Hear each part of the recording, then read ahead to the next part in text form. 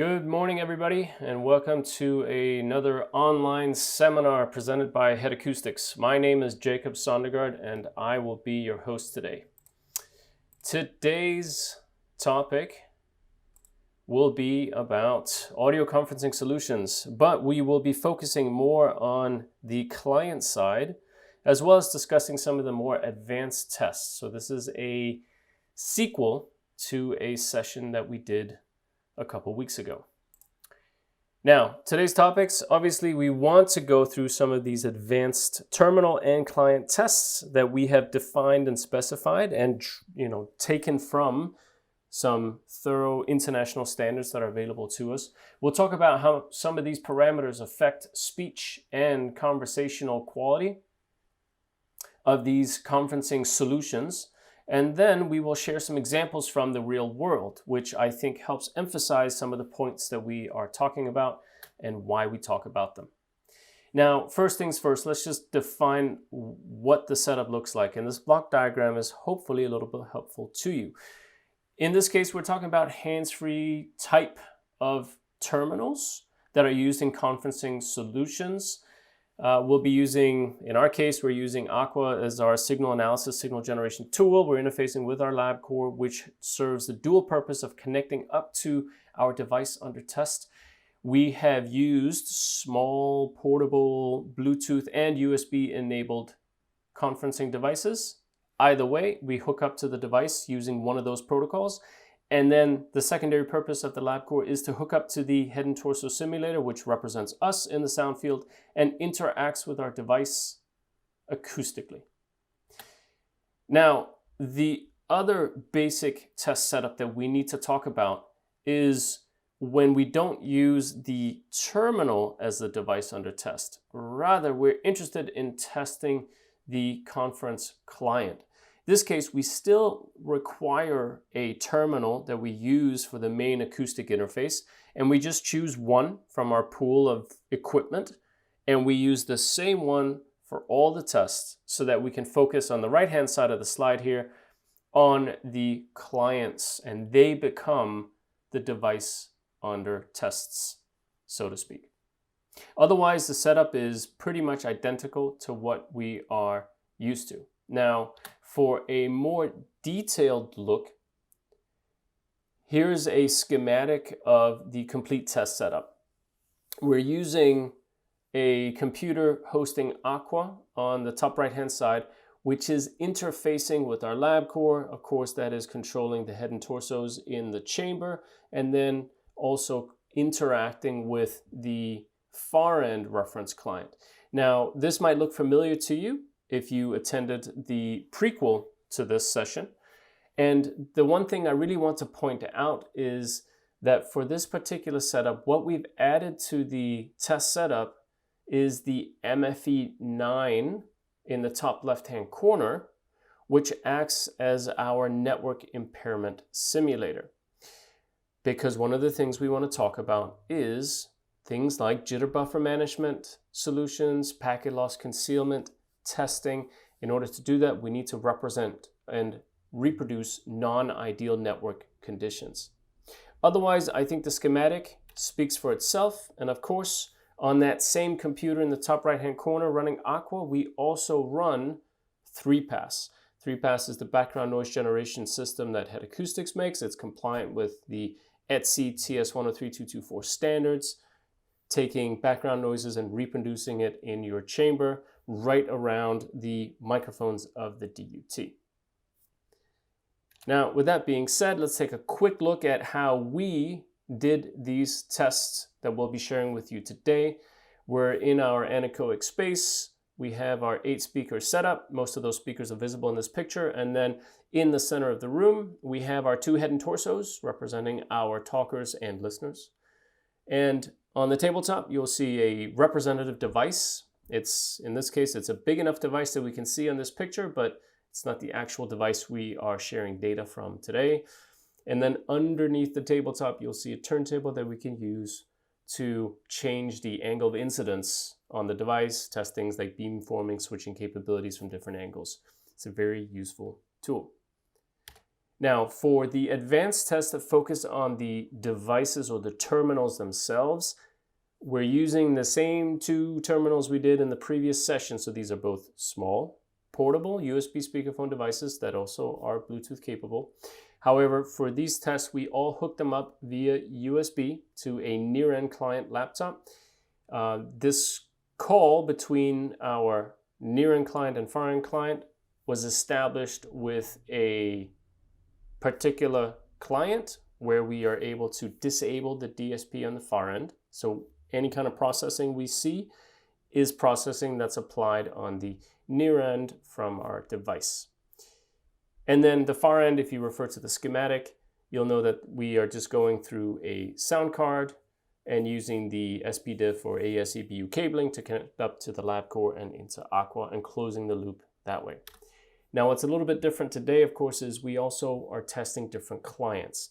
These clients, client A and B, are running on identical laptops and they have identical test conditions in the sense that we're connecting via USB to our terminal, our hands-free terminal.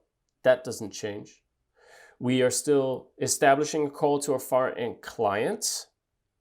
However, in this case, we're not applying any reference processing on the far end side because what we really want to do here is essentially an end-to-end call with the clients operating in their as-is state.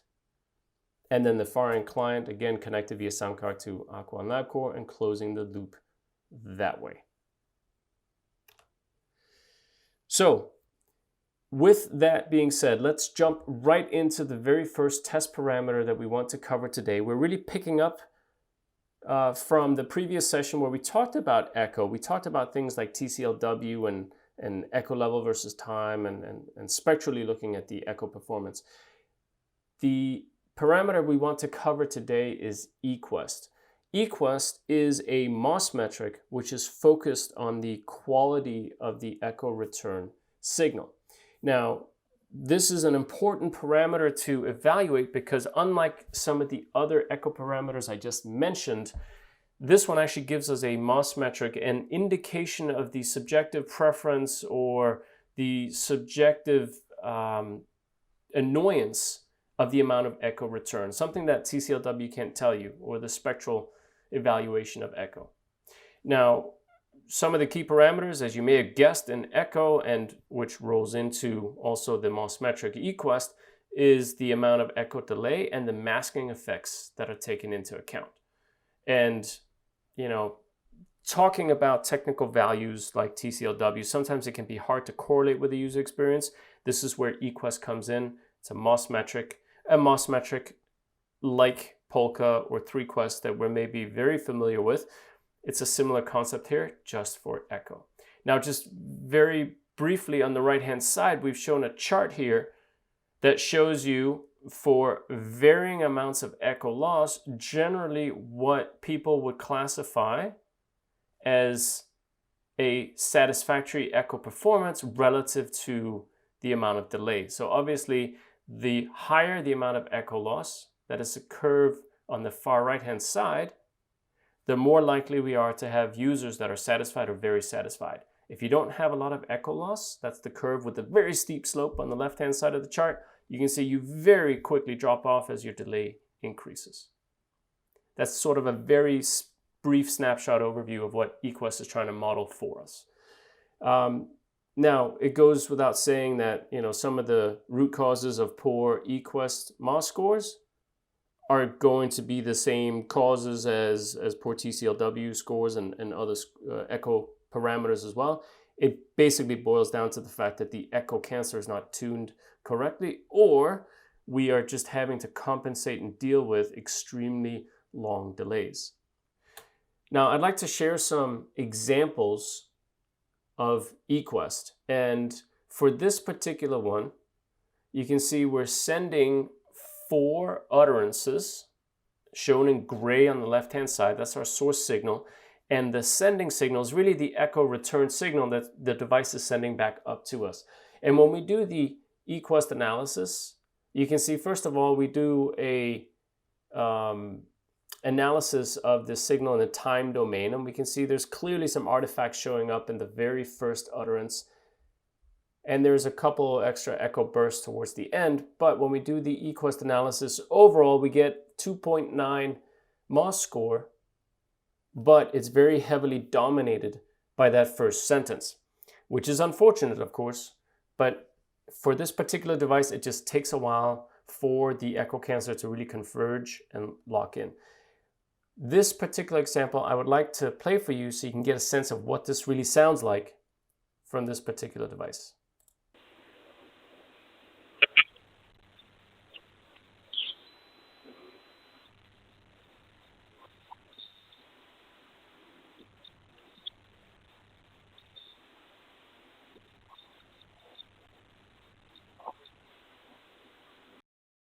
And I should have prefaced that recording by saying that, especially on this medium that we're using right now, it may be incredibly difficult to actually hear the echo burst because not a whole lot of this echo is showing up as, real voice or bounce back speech.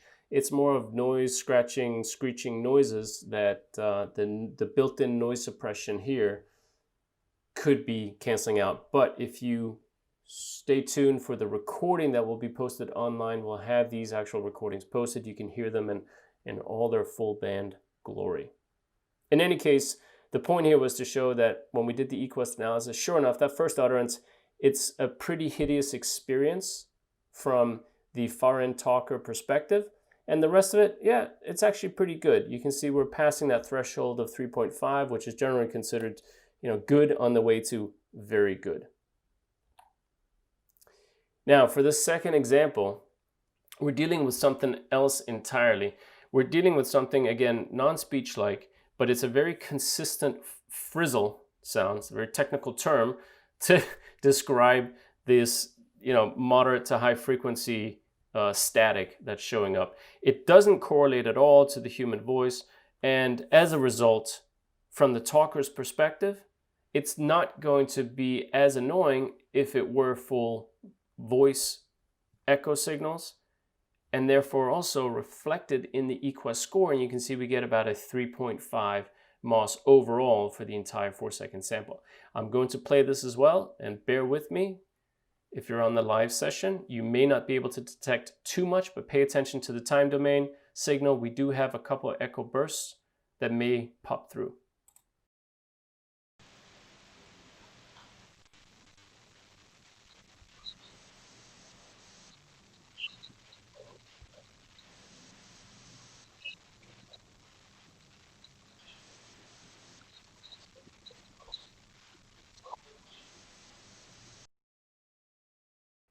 All right, the last example I want to share with you is maybe a little bit extreme. This is not a very good device. It's not in a very good situation.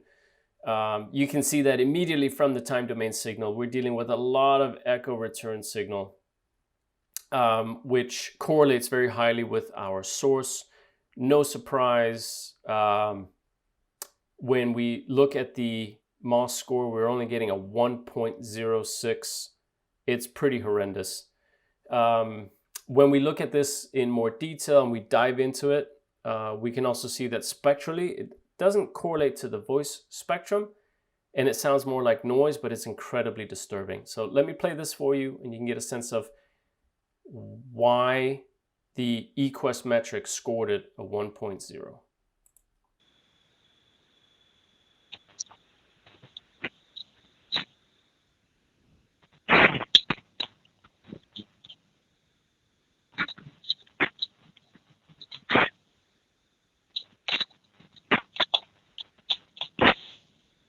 So remember, this is what you are hearing as you're talking. That's incredibly distracting. That's something that we just do not want to see. Now, these are just examples to really illustrate how EQuest works, how EQuest models, and hopefully when you listen to these files in their true, authentic state, you'll also be able to correlate your own subjective experience with that of the EQuest metric. When we move on to our devices that we're using today, in both cases, they're actually not horrendously bad. which is also why trying to play these examples out for you would be not particularly useful. But you can see for device number 1, in the time domain, we're essentially getting a flat line. There's really not a whole lot there. And EQuest likewise gives us a nice 3.9 MOS metric. That's very good performance for a hands-free speakerphone device. For device number 2, there are some echo leaks and echo bursts showing up. This correlates very well with the speech and the pauses that are showing up in our far end speech. And as a result, also, this is something that's going to be annoying for that far end talker. It's something that EQuest is going to judge as a 2.7. It's slightly below average performance. And so if we were to grade these devices, once again, device 1, if you recall the previous session, still has a superior echo cancer to device 2. Now, let's look at echo versus time, and specifically echo versus time with a time variant echo path. This is something that has been in standards, in a variety of standards for a number of years. And the idea is that we want to illustrate or stress the echo canceller by changing the echo path that it experiences during the test. This matters because very rarely do you have people that sit completely still during an audio conference. So as an example, a very typical example is people sit in an audio conference, they have a laptop, they're typing, and they might move or pivot the screen, completely changing the echo path of the device in the middle of the room. Or somebody might be talking and they're moving around the room, changing the acoustic parameters, changing the potential echo path in the room. This test is meant to simulate that type of real-world behavior. And where TCLW is sort of a very great overall indicator of the echo loss, it is an average over time and over frequency. So we lose a lot of the detail in TCLW. That's one of the negatives with TCLW. And of course, as I mentioned, what we really want to see here is, can we force the device to readapt and readapt quickly when we change that echo path? The root cause, of course, is, frankly, the echo canceller has not been tuned correctly. And there's a long readaptation time, so it's not aggressive enough. The way that we do that is, if we go back to our test chamber, we have what we call a rotating reflector. We call it an HRR1. That's the device that's shown on the picture here. It is essentially a very small turntable that holds a surface of 40 centimeters by 30 centimeters. You might know those dimensions. And the turntable is capable of rotating a full 360 degrees for multiple rotations. However, what we typically do, and what some standards have already specified, is that you need to bounce from 0 to 180 and then back to 0. So you don't go the full 360. You sort of do a pivoting back and forth. And that typically occurs at about 15 RPM. Now, the HRR can, of course, go up to about 100 RPM, which is a lot faster. The key thing is this solution is super quiet so that you can use this during testing. So normal turntables tend to have a little bit of noise when they move. This solution does not. So we can actually use this if you're sitting in the cabin of a car, or if you're trying to test an audio conferencing device or other type of acoustic solution. And of course, we can control it completely and automatically through Aqua.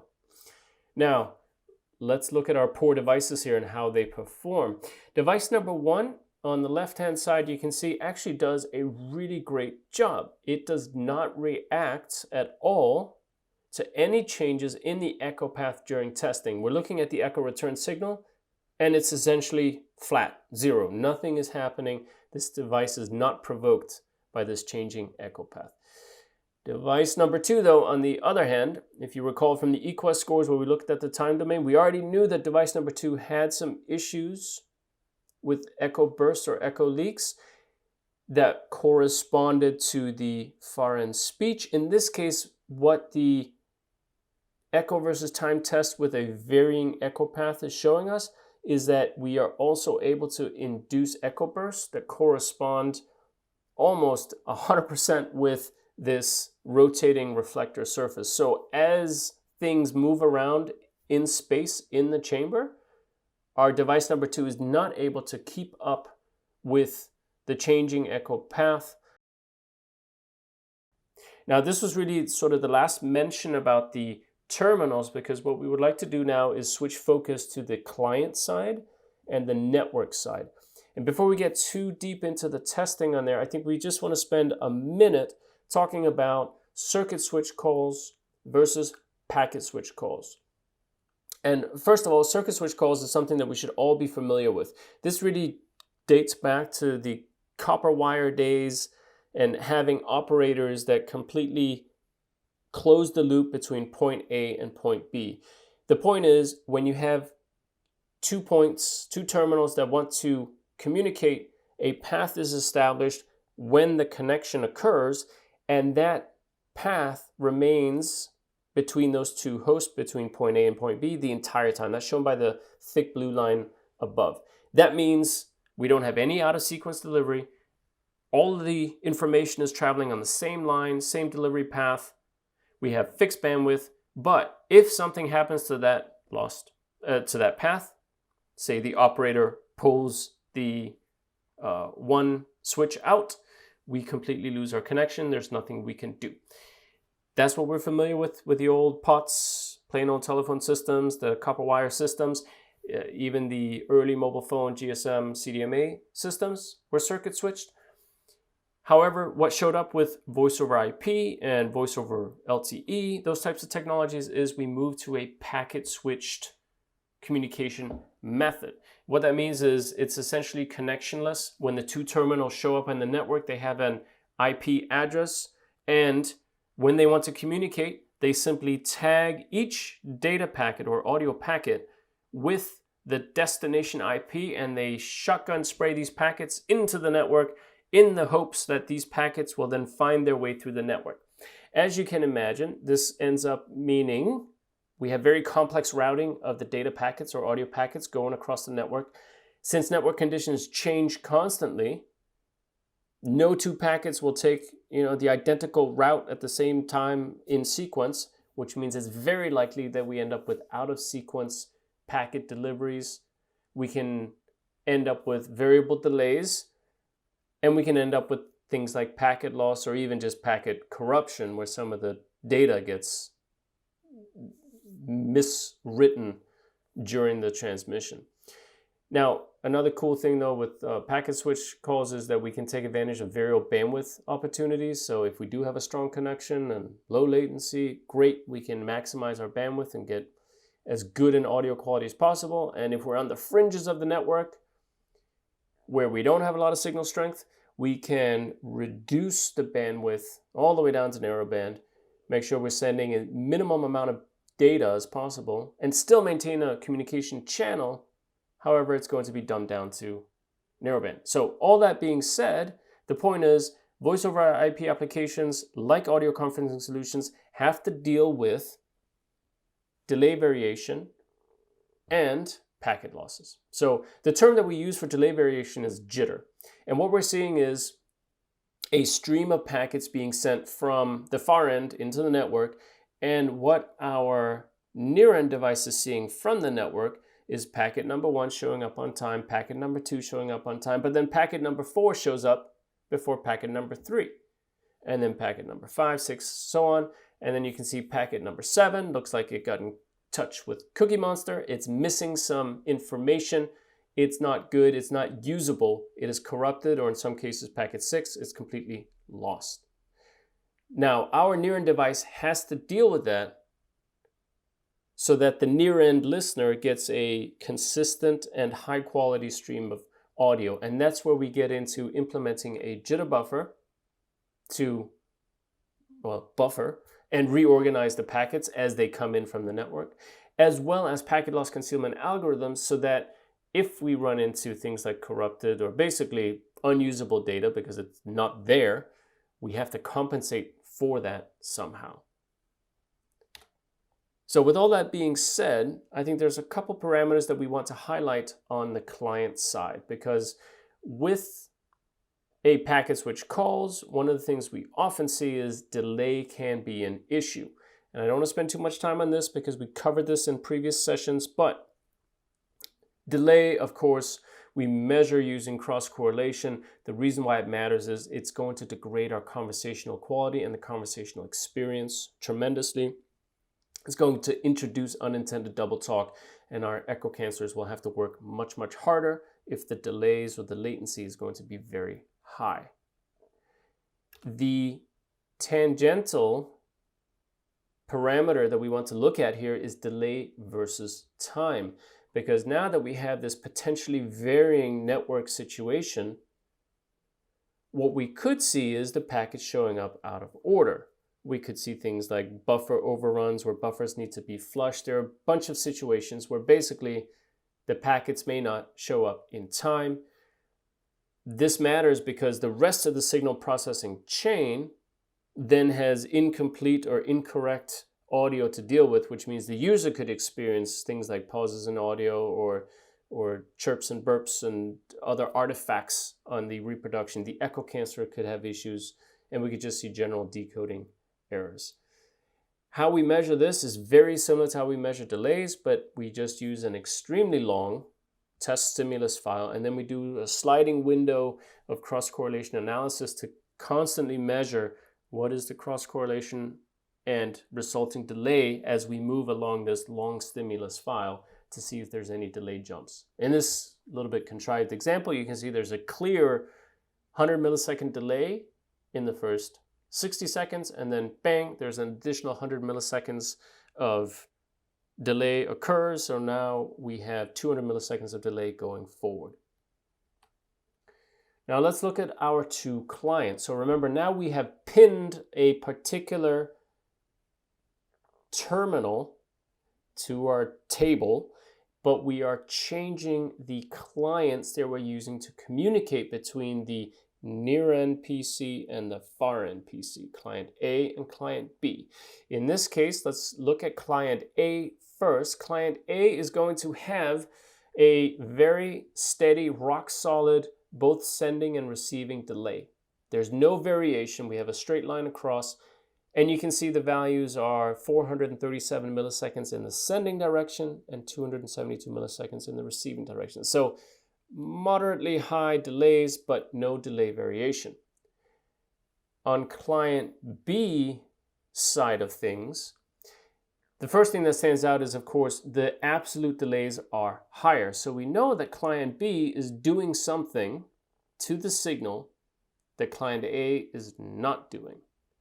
The second thing we notice is we see delay variation. So over the course of a 2-minute stimulus file, we're seeing a couple of bumps along the way, more or less correspond to a packet here or there, but nonetheless, we're seeing delay variations. So that also means we need to take into account that we have jitter and potentially some packet loss with client B.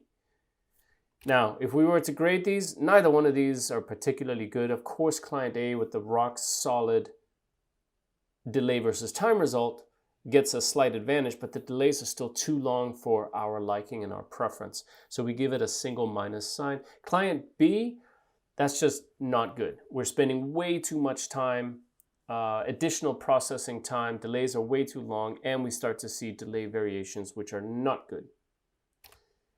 Now, on the packet loss concealment side, essentially what we're trying to avoid is these unwanted pauses or decoding errors that could effectively degrade the listening quality. How we go about measuring this is we resort to using POLQA, a MOS metric for evaluating speech quality. And the basic principle involves using a clean network and an ideal real speech stimulus file, and we transmit that from one client to the other client. And we use POLQA to measure the speech quality. That's going to give us the ideal best case scenario for that client configuration and network configuration. Then we repeat the test using the same speech file, but now we start to add these varying degrees of network impairments, the jitter or variable delay and the packet loss that we talked about prior. Then we use POLQA again to measure the resulting speech quality after these impairments have been applied and after the jitter buffer management and packet loss concealment algorithms have also been applied. And then we hope to see not too big of a difference because the device is able to compensate for all these degradations. But in any case, we use POLQA because POLQA gives us a very user-centric metric to evaluate the quality perception of potential packet loss. Now, for our two clients here, first of all, I want to mention that because jitter buffer management and packet loss concealment algorithms are fundamentally electrical or digital implementations, and the fact that POLQA's genesis and strength is really an electrical testing, what we wanted to do here was to do this electrically. So this is a non-acoustic test, which also, when you look at the first line there, clean or the reference conditions with no jitter and no packet loss, we also score very high POLQA score. We almost max out the POLQA metric here, about a 4.5 or a 4.4 for the two clients. So we know that we have good network conditions. There's no room artifacts or anything interfering with our scores here. And now we just want to look at how do they handle the varying degrees of impairment. And we started with a moderately degraded network where we introduced 20 milliseconds of jitter and 5% packet loss. And you can see for both client A and client B, our scores dropped from about 4.5 to a 4.1. 4.1 is still very, very good. It's very acceptable.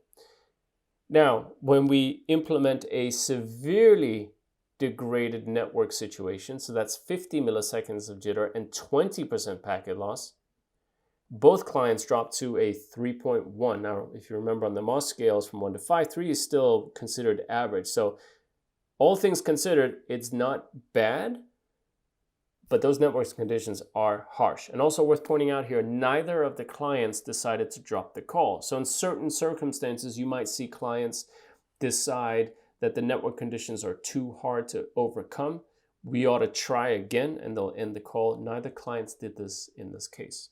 Now what I'd like to do is I would just like to play for you an 8-second chunk of the clean network condition for client A and then the severely degraded, just so you can get a sense of how well does this client compensate for the network conditions.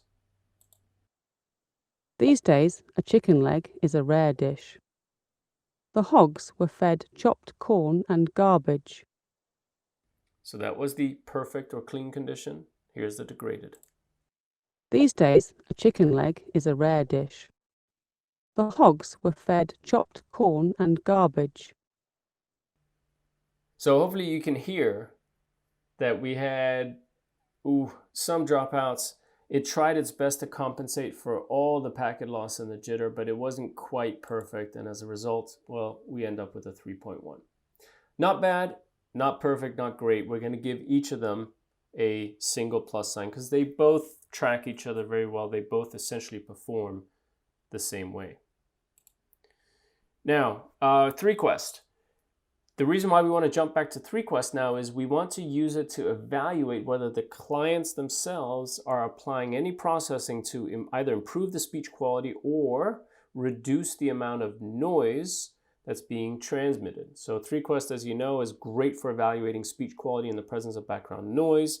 There's a lot of standards around it. I encourage you to freeze on this frame, look up the standards, and read further about each of them. What I would like to do is I would like to get to our results. So when we had client A and client B, what we saw under 3 different noise conditions were client A for the conference room noise scenario. So some people, clattering away on a keyboard. There's a person entering a room and closing a door. There's a little bit of typical conference room noise. Client A gives us a speech quality SMOS of 3.4, a NMOS, or noise suppression quality predictor of 3.2, and a GMOS, or the global predictor of 2.8. Client B, in parallel, gave us nearly identical scores. I think what's worth noting here is that the NMOS, or the noise suppression predictor, went up to 3.6, and the GMOS was then just a tad higher with a 2.9. And so on down the table. We used the conference room at the top. That's sort of the typical noise scenario that these devices would be experiencing. But if somebody wanted to have a conference call in a cafeteria, well, we tested that too. You can see, again, client B performs a little bit better, primarily on the noise suppression side. And then finally, if you want to take this to a pub or a bar, you are sadistic, but these are the types of results that you would get using client A and client B using the same terminal. There's a slight difference and a slight preference weighting towards client B simply because the noise suppression is better. And so this is also telling us, remember, this is the same device under test, but client B is clearly doing something with the noise suppression that results in slightly better scores. Now the GMOS scores, when you look up and down the table here, the GMOS scores only differ by about 0.1 MOS points. And generally, as a rule of thumb, we're not too concerned with 0.1 MOS points. But let me play the cafeteria noise samples for you, and you be the judge if this 0.1 makes a difference, or rather, pay attention to the NMOS, or the noise suppression. And I know this might be difficult in the live session, but give it a go. A rod is used to catch pink salmon. Corn cobs can be used to kindle a fire. A rod is used to catch pink salmon. Corn cobs can be used to kindle a fire. So the difference is subtle. And when we listen to it, we feel like client B does perform just a tad bit better. That noise suppression does help make it a little bit more palatable when you are listening to that example. And coincidentally, when the noise overall is less, so the conference room obviously has much less noise than the cafeteria and the bar noise, the NMOS actually improves. So it gets harder the more noise there is, but there's still a better performing solution using client B. So client B gets a single plus sign, client A gets a single minus sign. It really should be a tad better in our opinion. Now, let's look at what we just discussed today. The device results are pretty much correlated with the results of our previous session. So in particular, what we saw was there's a very aggressive echo cancer implementation on device number 1, again visible here in this test. That's good. Those results correlate very well. When we looked at the clients, we saw a couple of interesting things. The first thing was client B, of course, had serious issues with delays. They are very long in an absolute sense, but there's also some stability issues, some slight jitter issues on client B that's just not there with client A. And in this case, both clients basically handle the packet loss concealment equally well. There's no difference in poor network conditions, whether you're using client A or client B. And then finally, client B is definitely better when there is background noise present. That was across the board with all background noise scenarios. Now, of course, one of the conclusions we can draw here is client B is probably using some processing time to implement noise suppression, which is why it shows up in the ThreeQuest scores. Is that worth it? I mean, and one of the risks that we could have is we now have a serial implementation of noise suppression. The device itself is doing its own noise suppression and doing maybe an okay job, but what's client A and client B doing on top of that? It could be a dangerous game to play. Nonetheless, these were the results for our 2 clients that we used. The overall setup here is basically identical between our device or our terminal testing and the client testing. We just tweaked a few things. And I think the bullet point here at the end, the fact that we've just scratched the surface, we've taken a few KPIs, some key performance indicators, but there is a lot more tests that we can use to really reveal the differences between the 2 devices and the 2 clients that maybe would make the picture even clearer. or even more muddy. So, as a final reminder, a lot of this information we are gathering on our microsite, optimizeaudioconferences.com. You can find information like the white paper that we wrote, links to videos of the online seminars that we've conducted. I want to remind you, those of you in the live session, that on August 11, we're going to do a follow-up to this one, and we'll be doing end-to-end acoustic testing, which will be a lot of fun. So make sure you check the microsite. And with that, I would like to thank you very much for participating today. Thank you for your attention. We hope that you found this informational and interesting. And please reach out to Head Acoustics if you have any further questions. Thanks a lot.